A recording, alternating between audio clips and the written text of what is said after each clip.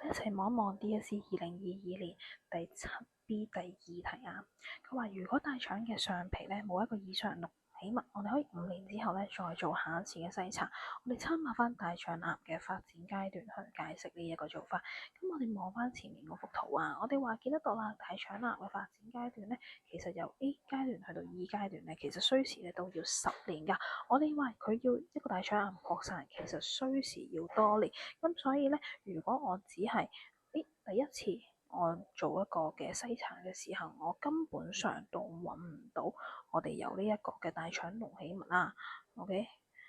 我哋一齊 mark 翻低先。OK， 我哋首先擴散需要多年，咁我哋一齊望一望啦。譬如啦，我今次啦第一次嚟做篩查，我根本上連